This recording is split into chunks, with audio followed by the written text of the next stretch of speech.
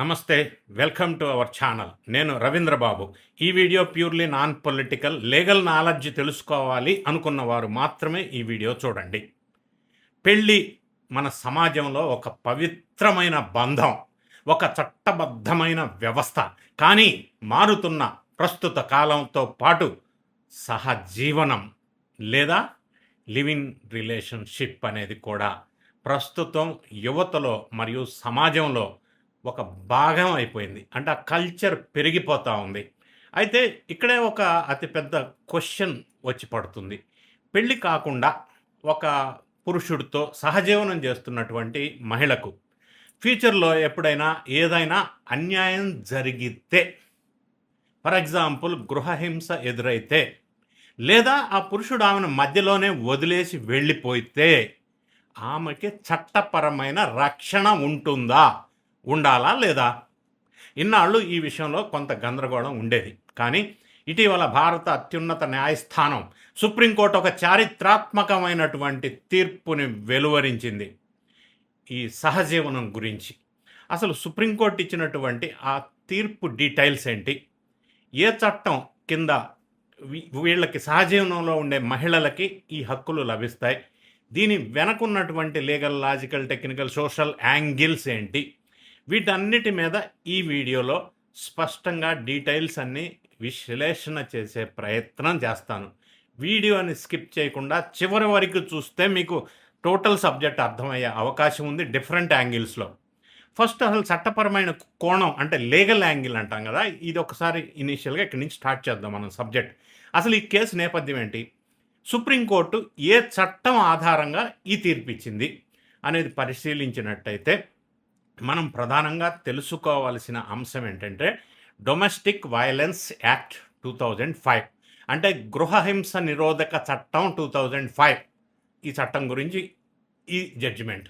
ఈ చట్టంలో section 2F ప్రకారం డొమెస్టిక్ రిలేషన్షిప్ అంటే గృహ సంబంధం అంటే కేవలం పెళ్లి చేసుకున్న భార్యాభర్తలు మాత్రమే కాదు, relationship in nature of marriage అంటే పెళ్ళి వంటి బంధంలో కలిసి ఉన్న వారికి కూడా ఈ చట్టం వర్తిస్తుంది. ఇది కోర్టుకు చెప్పినటువంటి అంశం.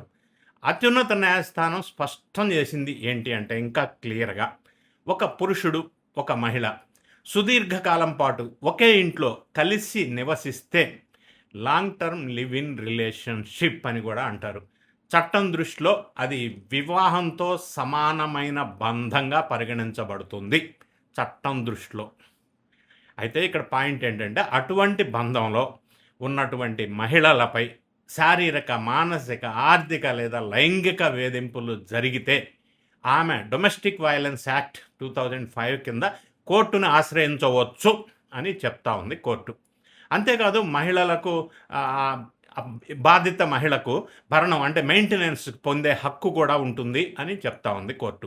సమాజంలో మహిళల భద్రతకు ఏ చట్టాలైతే వర్తిస్తాయో అవి లివ్ ఇన్ రిలేషన్షిప్లో ఉన్న మహిళలకు కూడా సమానంగా వర్తిస్తాయి అని సుప్రీంకోర్టు తేల్చి చెప్పింది ఈ జడ్జిమెంట్లో.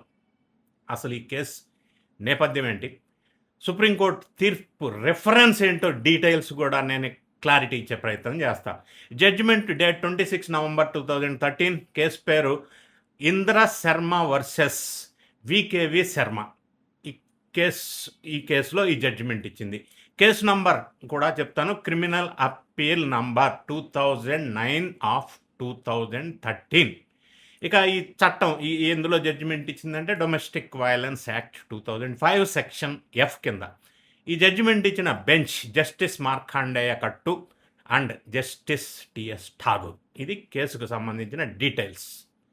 లాజికల్ కోణం ఒకసారి మనం చూసినట్టయితే ఒక ప్రశ్న వస్తుంది, అసలు పెళ్ళే కానప్పుడు చట్టపరమైన బాధ్యతలు ఎందుకు రావాలి ఈ మహిళలకి, ఇది ఎందుకు సమర్థిస్తుంది కోర్టు అని ప్రశ్న రావచ్చు మీలో కొంతమందికి. దీనికి సమాధానం లీగల్ యాంగిల్లో ఏంటంటే, న్యాయశాస్త్రంలో ఒక ప్రిన్సిపల్ ఉంది, ఒక సూత్రం ఏంటంటే చట్టం ఎప్పుడూ బలహీనుల వైపే నిలబడాలి, అన్యాయానికి గురైన వారికి రక్షణ కల్పించాలి అనేది ఒక ప్రిన్సిపల్ సూత్రం. లాజికల్‌గా ఆలోచించినట్టయితే ఒక మహిళ ఒక పురుషుడితో సంవత్సరాల తరబడి ఇయర్స్ టుగెదర్ కలిసి జీవించినప్పుడు లివ్ ఇన్ రిలేషన్‌షిప్‌లో ఆమె తన టైంని, భావోద్వేగాలను, కొన్నిసార్లు తన ఆర్థిక మూలాలను కూడా ఆ బంధం కోసం స్పేర్ చేస్తది. మరి ఆ తర్వాత ఉన్నట్లుండి సడెన్‌గా ఆ పురుషుడు ఆమెని బాధ్యతారాహిత్యంగా వదిలేస్తే, ఆ మహిళ రోడ్డున పడే ప్రమాదం ఉంది. ఫిజికల్‌గా అది జరిగే అవకాశం ఉంది రియల్‌గా. సహజీవనం పేరుతో మహిళలను వాడుకొని, ఆ తర్వాత ఎలాంటి బాధ్యత లేకుండా వదిలి పారిపోయే ప్రవర్తనని అడ్డుకోవటమే ఈ తీర్పు వెనకున్నటువంటి ప్రధానమైన ఉద్దేశ్యంగా మనకు అనిపిస్తా ఉంది. చట్టం ఎప్పుడు గూడా ఫార్మాలిటీ కంటే గూడా వాస్తవికత అంటే సబ్‌స్టెన్స్ ఓవర్ ఫార్మ్ ఎక్కువ ప్రాధాన్యత ఇస్తది. కేవలం కాగితం మీద తాళిబొట్టు పడలేదు అనే ఒక్క కారణంతో ఒక మహిళకు న్యాయం నిరాకరించటం సరైంది కాదు అనేది న్యాయస్థానం వారి ఆలోచన. అందుకే ఈ జడ్జిమెంట్ ఈ విధంగా ఇచ్చింది అని చెప్పవచ్చు. అయితే ఇక్కడ ఇంకొక యాంగిల్ ఉంది.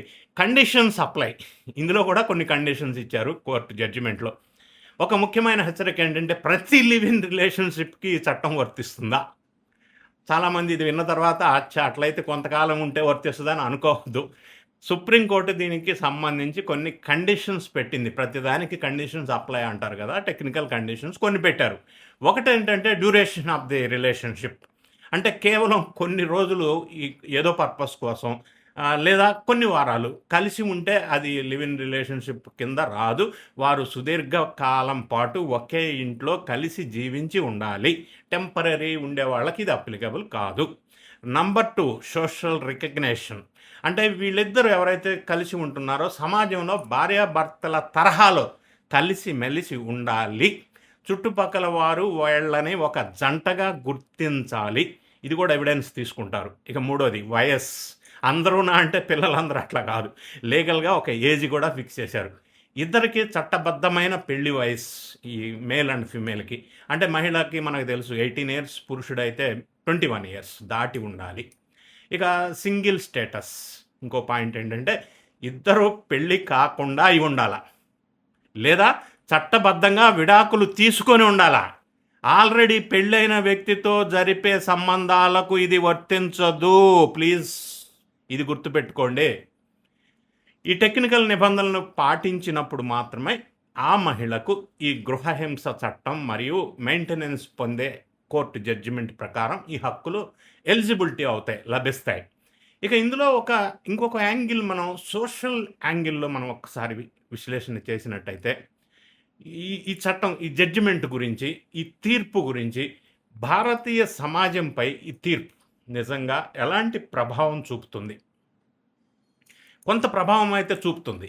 అది ఏ టైప్ ఆఫ్ ప్రభావం చూపుతుంది అనే విషయాన్ని మనం ఒకసారి ఆలోచించినట్టయితే ఒకటి వుమెన్ ఎంపవర్మెంట్. అంటే ఇది మహిళలకు ఒక పెద్ద రక్షణ కవచం అయితే ఉండబోతుంది. బంధం ఏదైనా మహిళల హక్కులను సురక్షితంగా ఉంటాయి అని ఈ తీర్పు ద్వారా ఒక భరోసా అయితే కల్పించబడుతుంది.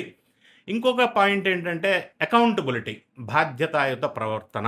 అంటే మోసపూరిత ఆలోచనలతోటి, బాధ్యత లేకుండా, వేరే దురుద్దేశాలతోటి సహజీవనం చేయాలనుకునే వారికి ఇదొక హెచ్చరికగా నేను భావిస్తా ఉన్నా.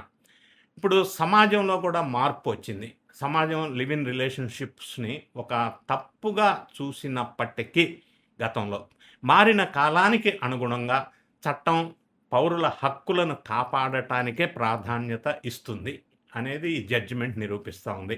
ఇప్పుడు యూత్‌కి తెలుసుకోవాల్సింది ఏంటంటే హక్కులతో పాటు బాధ్యతలు కూడా ఉంటాయి. Yes, responsibilities. చట్టం ఎప్పుడూ మిమ్మల్ని గమనిస్తూనే ఉంటుంది అనేది గుర్తుపెట్టుకోవాలా. సో డియర్ ఫ్రెండ్స్, ఫైనల్‌గా ఈ జడ్జిమెంట్ మీద ఈ సుప్రీంకోర్టు ఇచ్చినటువంటి ఈ లివ్ ఇన్ రిలేషన్‌షిప్ మహిళలకు ఇచ్చినటువంటి జడ్జిమెంట్ మీద మహిళల హక్కుల పరిరక్షించటంలో ఒక మైలురాయి అని చెప్పవచ్చు. లేదా అనేదానికంటే మహిళకు న్యాయం జరిగిందా లేదా అనేదే అత్యున్నత న్యాయస్థానం చూస్తుంది అని మనకి ఈ తీర్పు వల్ల అర్థమవుతా ఉంది. ఏదేమైనా ఈ జడ్జిమెంట్‌ని మీకు వివరించే ప్రయత్నం చేశా. ఈ తీర్పుపై సుప్రీంకోర్టు నిర్ణయంపై మీ కామెంట్ ఏంటి? ఇది సరైందా? కాదా? మంచిదా? చెడ్డుదా? ఎవరికి బెనిఫిట్? ఎవరికి కాదు? దీని పర్యవసానాలు మీరేమనుకుంటున్నారు? ఇటువంటి మీ కామెంట్స్ రూపంలో తెలియజేయండి. ఈ వీడియో మహిళలకి చాలా అవసరం, యూత్‌కి చాలా ఉపయోగం అని మీరు భావిస్తే మీ ఫ్రెండ్స్‌కి షేర్ చేయండి. మరిన్ని ఇటువంటి సాంఘిక, రాజకీయ, సోషల్, లీగల్ వీడియోల కోసం ఛానల్ని సబ్స్క్రైబ్ చేసుకోండి. నచ్చితే లైక్ చేయండి. Thank you so much for watching.